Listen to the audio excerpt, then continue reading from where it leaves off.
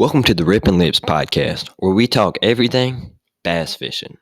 I'm Alex Salmon, and today we will discuss what lures you should be throwing to catch some big bass during the fall transition.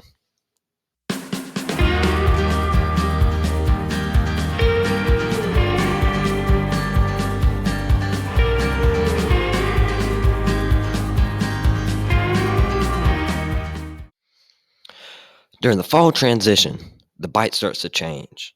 Bass become more aggressive and start bulking up for the winter. With the leaves falling and wind blowing onto the water, bass are attacking anything that touches the surface. In this episode, I'm going to give you my top 3 lures to throw so you can master the fall transition and catch some big bass. Let's break it down so you can start casting less and catching more. Before I dive into what lures you should be throwing, first, I want to talk about a common misconception that comes with fall bass fishing. And that is, a lot of people believe that soft plastic lures are done for the year. For whatever reason, bass anglers tend to put away their soft plastics once the fall comes around. However, this time of year is a great time to start throwing them. While the water temperature drops, the bait fish begin to move towards shallow water, bringing the hungry bass along to chase after them. This brings me to the first lure that I recommend throwing during the fall, a Texas-rigged soft plastic fluke. Flukes do a great job at imitating bait fish in the water. I personally recommend Zoom's Smoke and Shad Super Fluke on a 4/0 EWG hook. It looks identical to the shad move into shallow waters if worked right. There are so many different ways to work the fluke, and they all can catch big bass. But the number one way to use them, in my opinion, is to work it like a jerk bait. This makes it look like the dying shad that the hungry bass are hunting for. The second lure I would recommend throwing is a spinnerbait.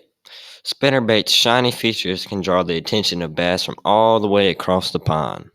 Depending on the water clarity and the body of water you're fishing in, you might want to be careful deciding what spinnerbait you throw. In murky waters, it's great to use a spinnerbait with a Colorado blade. The Colorado blade provides the most vibration of any blade type and grabs the attention of bass in waters with low visibility. However, in clear waters, a tandem willow blade might do a better job at catching bass. Willow blades have less thump than the Colorado blade, but produce the most flash. These blades visually attract bass in clear waters. If you want the best of both worlds, you can invest in a tandem willow Colorado bladed spinnerbait. These baits are great overall and are both visually and audibly appealing to bass. Last but not least, the third lure I recommend throwing during the fall transition is a swim jig.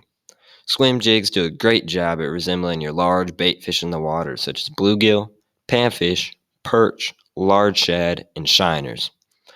This provides a perfect meal for the bigger bass in the body of water you're fishing in. I recommend throwing these in a heavy cover as the jigs will swim right through it. However, it is important to choose the right color when purchasing a swim jig. In darker waters, I prefer using a black and blue skirt with a matching trailer. And in clear waters, I'll either throw a green pumpkin or shad colored skirt and trailer. I just recently caught my PB largemouth at 8 pounds on a swim jig, and hopefully you can catch your PB as well by following these steps. At the end of the day, lure choice comes down to your personal preference, and these are just the lures I've had luck with during the fall season. That is all I have for today, and thank you all for listening. Stay tuned for the next episode where we discuss choosing the right rod and reel so you can catch some more bass.